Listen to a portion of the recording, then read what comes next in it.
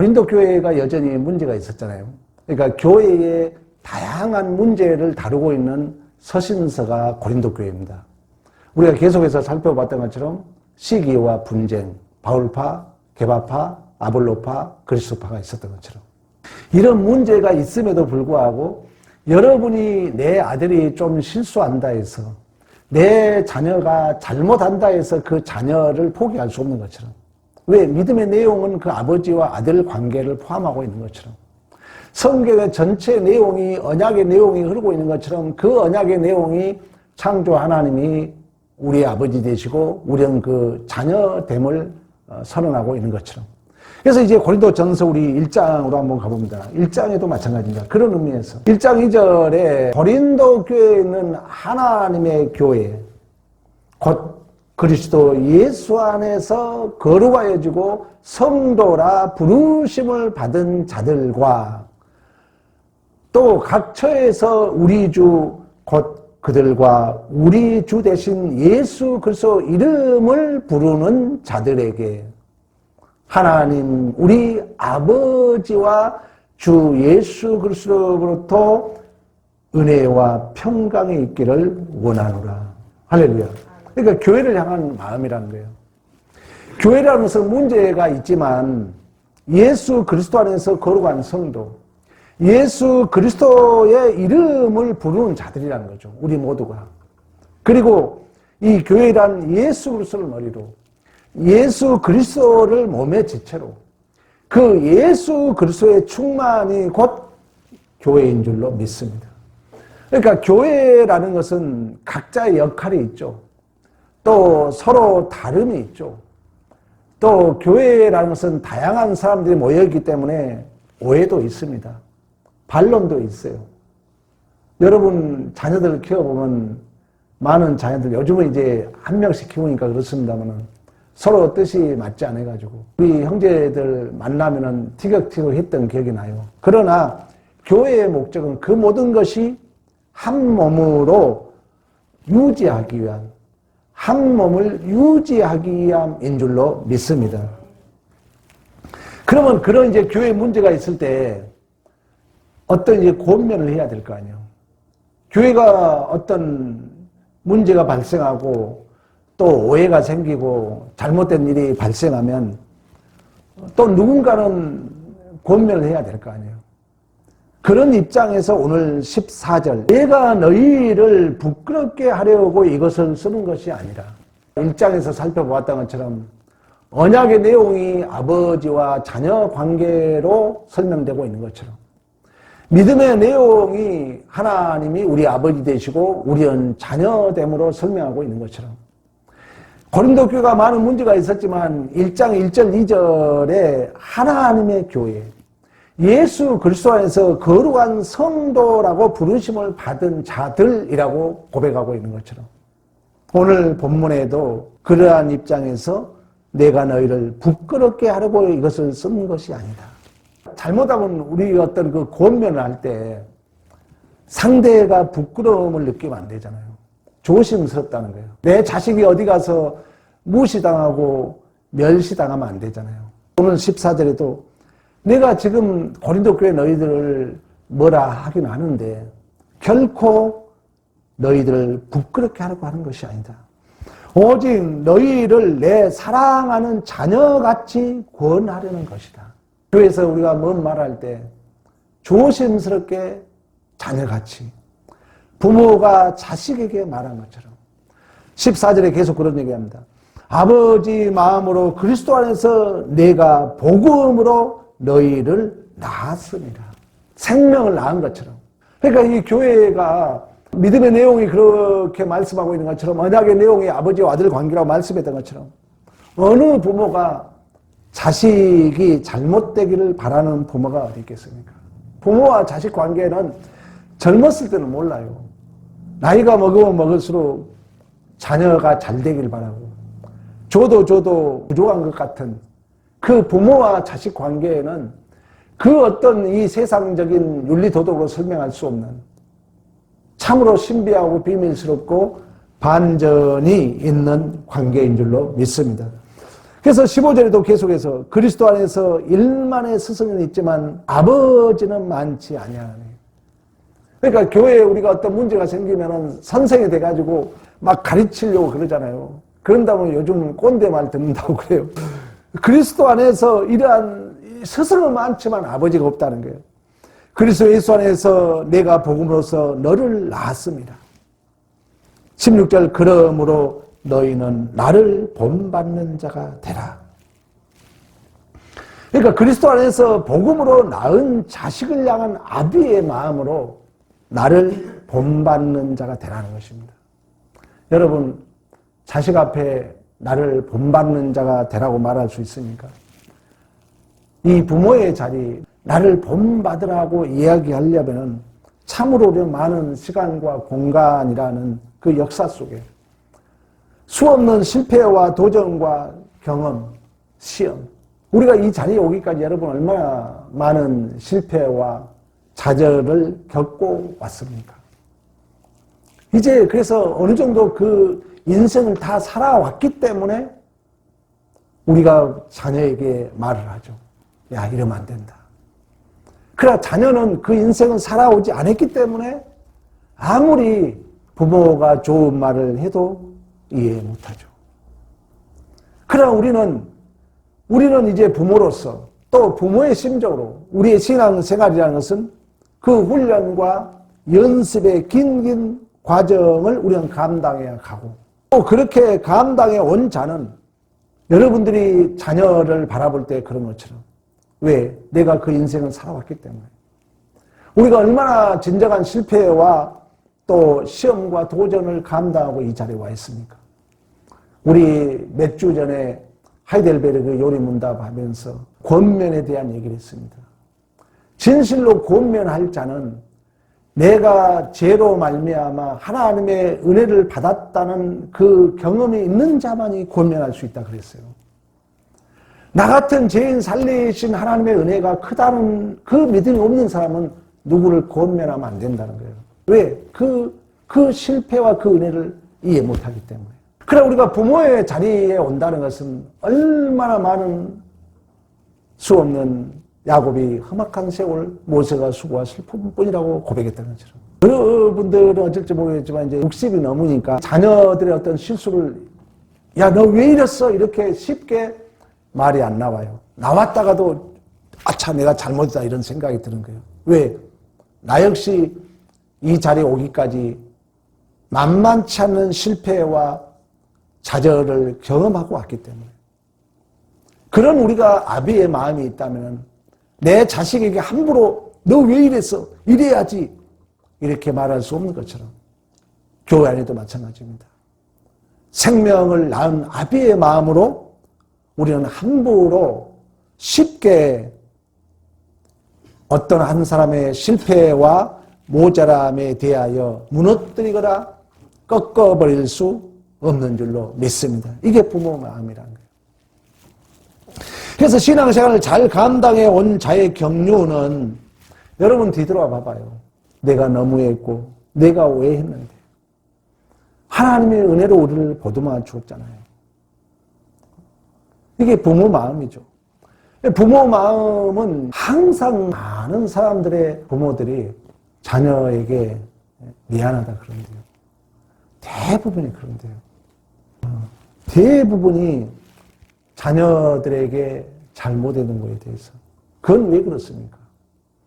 우리가 이제 60 넘어와서 어느 목사님이 그러더라고. 이제 목회를 할 만하니까 은퇴한다 그러더라고.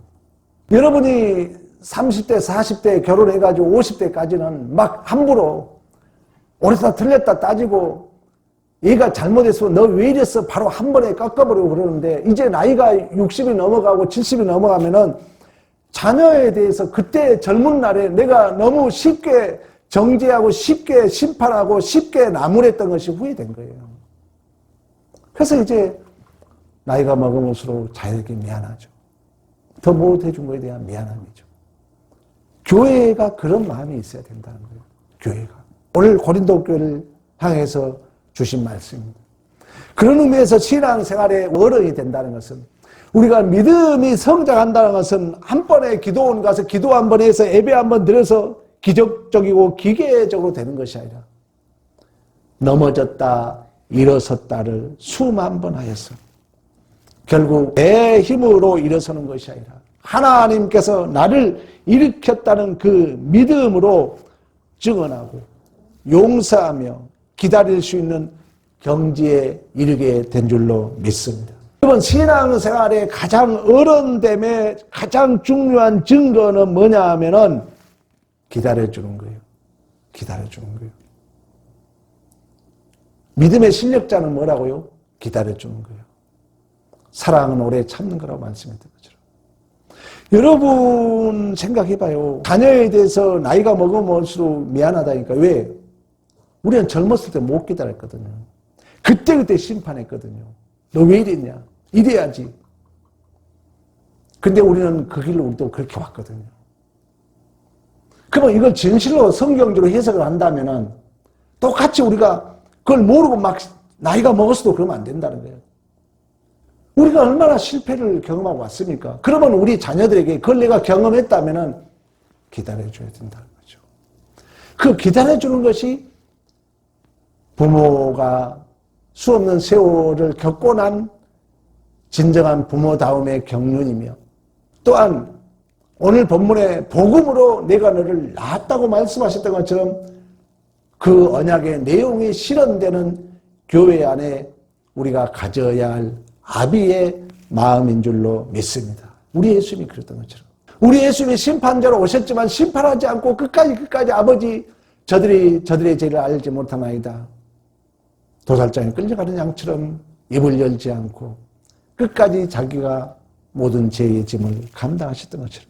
이처럼 교회라는 것은 그리스도 안에서 생명이 출생하고 생명이 자라고 생명이 완성되는 생명의 원리가 바로 교회인 줄로 믿습니다. 그런 원리로 오늘 본문에 나를 본받으라는 거예요. 내가 그 수없는 실패와 좌절의 자리를 거치고 부모의 자리에 왔어요. 이제 나는 기다릴 수 있는 거죠. 왜? 그걸 겪어왔기 때문에. 그런 위치에서 나를 본받으라 한다는 거예요. 진정한 아비의 마음으로. 여러분 한번 되돌아 봐보세요. 내가 자녀들에게 나를 본받으라고 말할 수 있겠는가?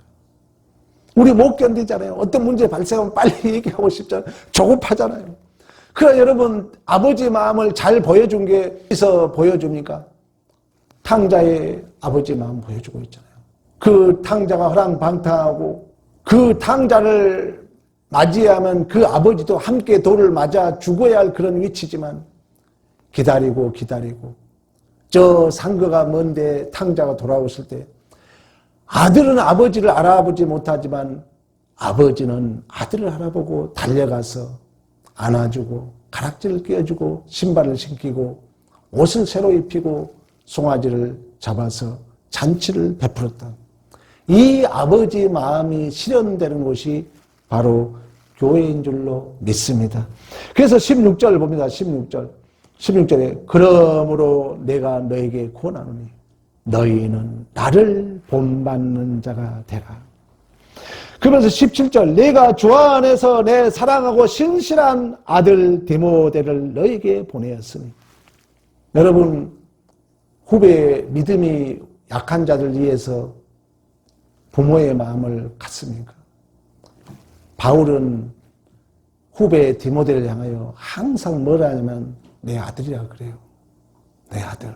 십자가의 가상 7원 중에 예수님이 그런 얘기 하잖아요. 그 마리아를 두고 그 제자들에게 너희 어머니다 그러잖아요. 그러니까 예수께서 십자가는 우리의 운명이 하나님을 아버지로 우리는 그 자녀로 새롭게 출생된 그 터전이 십자가라는 거예요. 그래서 완전히 신분 관계가 바뀐 의미에서 이제 그때부터 제자들이 마리아의 집에서 어머니로 섬기거든요. 우리가 교회 안에서 마찬가지입니다.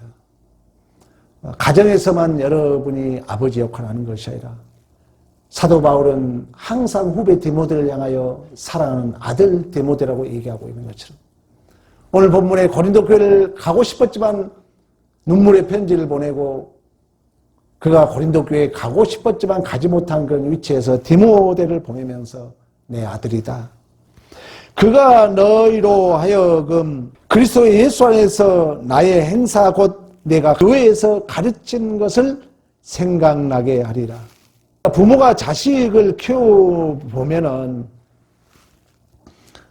부모는 자식을 이길 부모 없다고 그러잖아요. 부모는 항상 자식에게 지죠. 물론 젊었을 때 이길 수 있어요. 그러니까 나이 먹으면은 절대 자식 이길 부모 없습니다. 예수 그리스도의 십자가 그러잖아요. 예수 그리스도의 십자가는 윤리와 도덕으로 쉽게 답을 내리지 않고 끝까지 기다렸던 것처럼 부모의 마음이라는 거예요.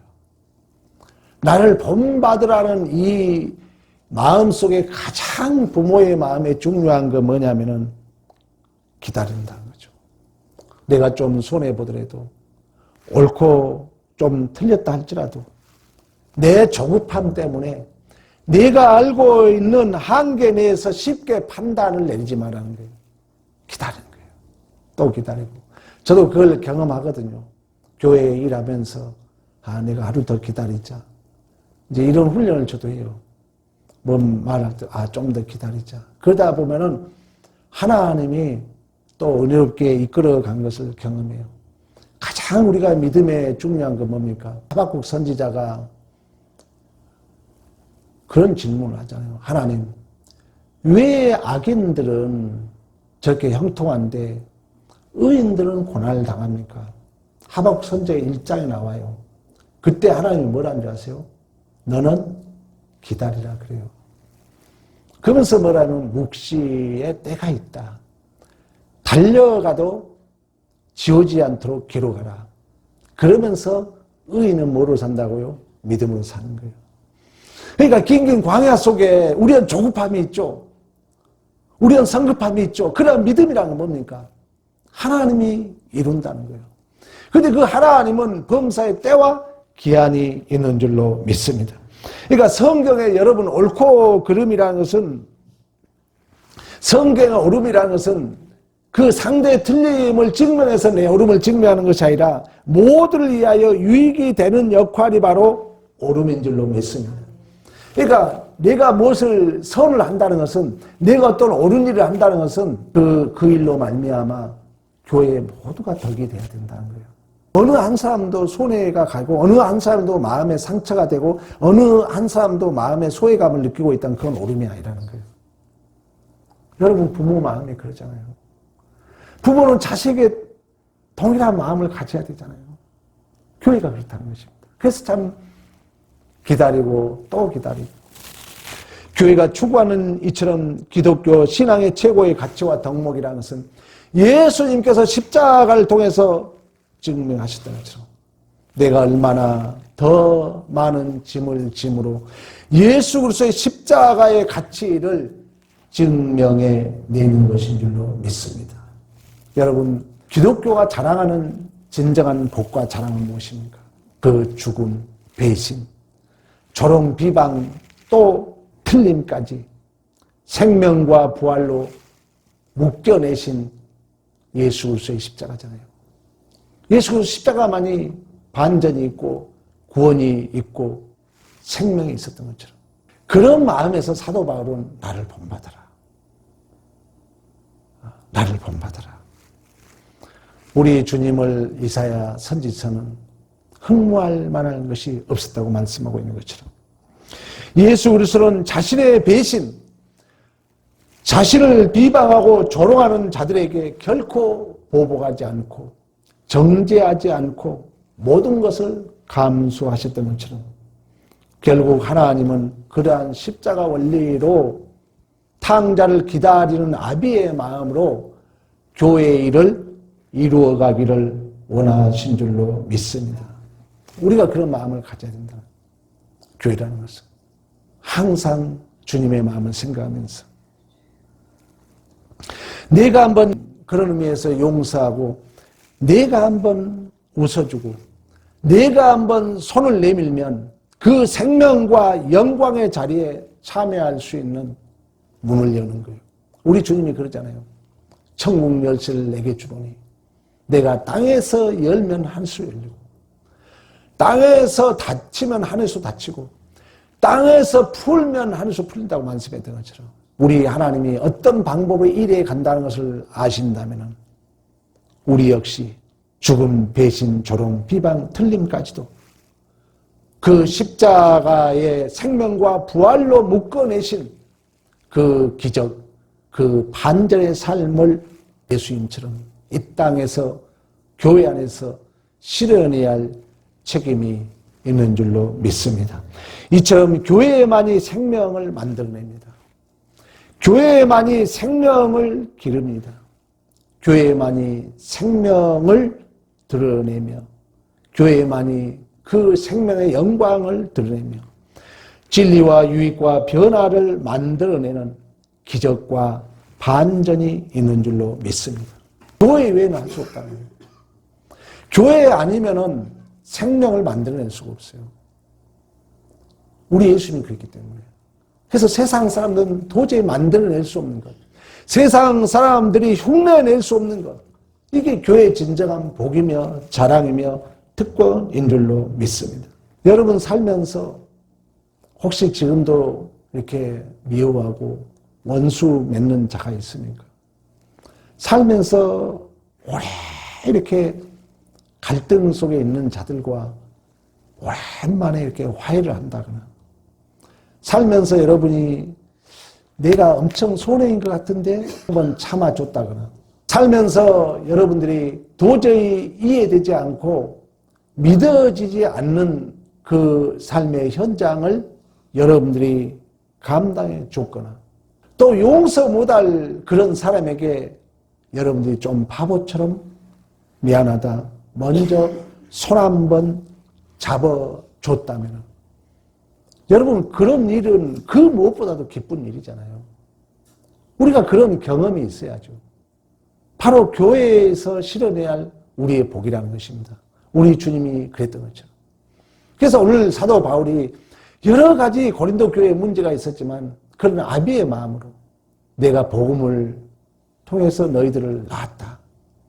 일만의 스승은 있지만 아버지가 없다. 그러면서 그 아버지의 마음으로 나를 본받으라.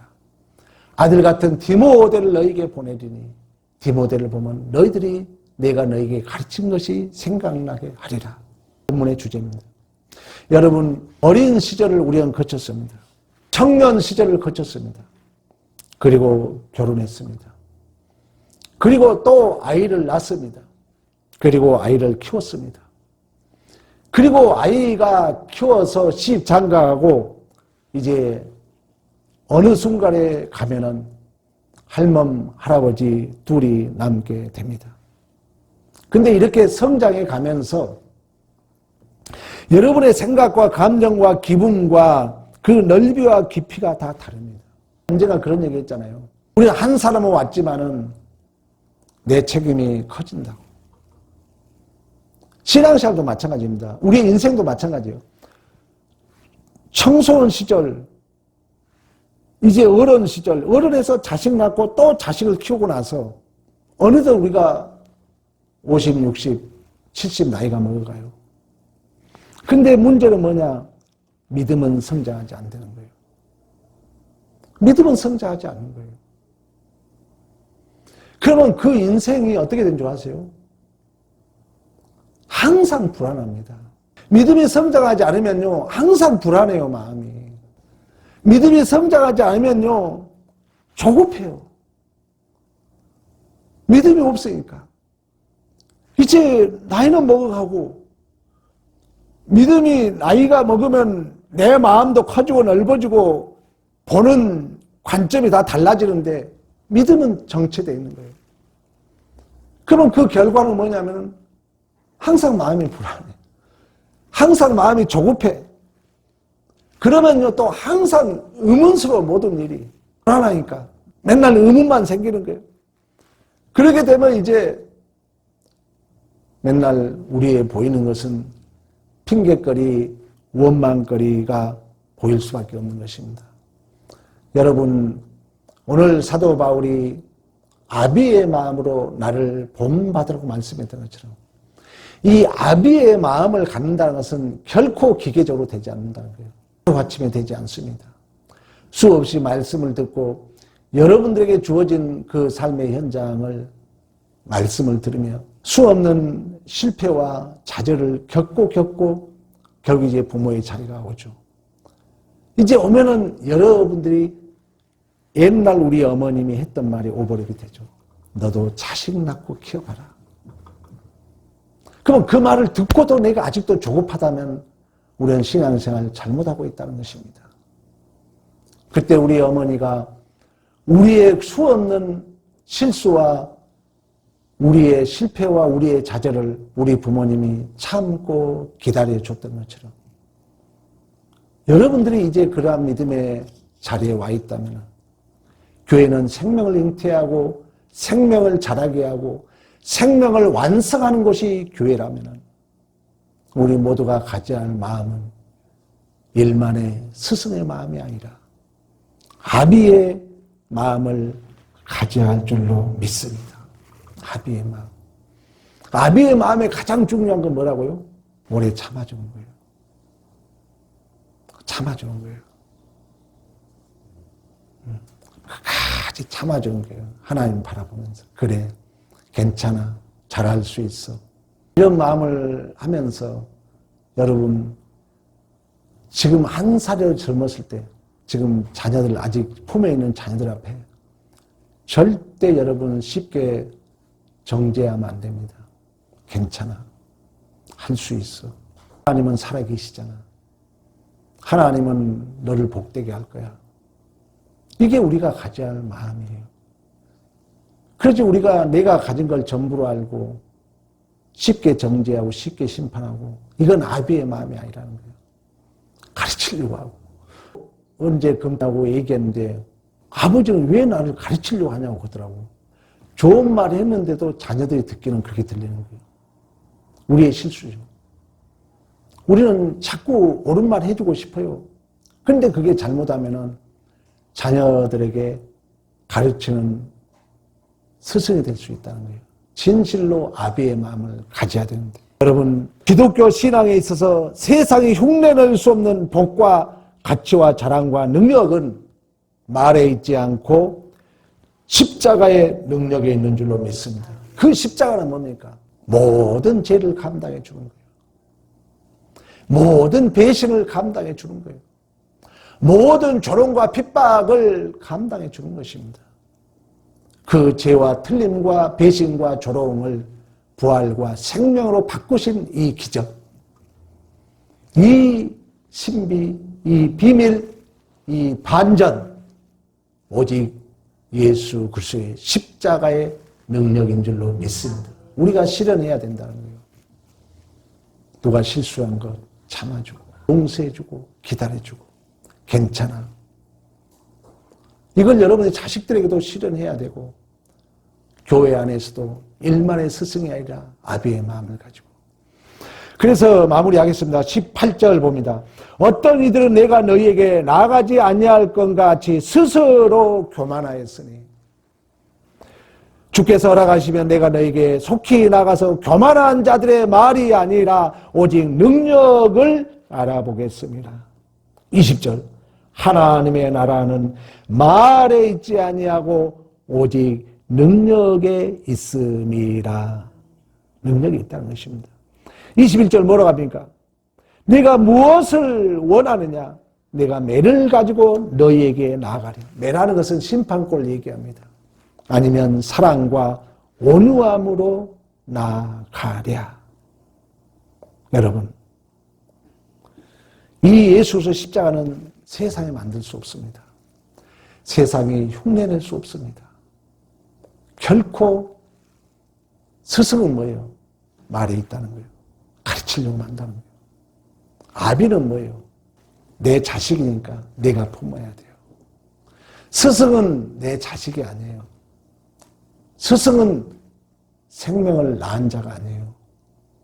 그러나 아비는 생명을 낳았기 때문에 그 생명이 잘났든 못났든 내 자식이고 나와 한 몸이기 때문에 우리가 말 한마디 할 때도 조심해야 되고 또 그 실수와 잘못에 대하여 내가 가진 한계로 쉽게 판단하지 않고 심판하지 않고 나 역시 수없는 좌절과 실패를 경험하고 이 자리에 왔던 것처럼 오래오래 참고 기다려주고 우리 주님이 아버지 저들이 저들의 죄를 알지 못하나이다.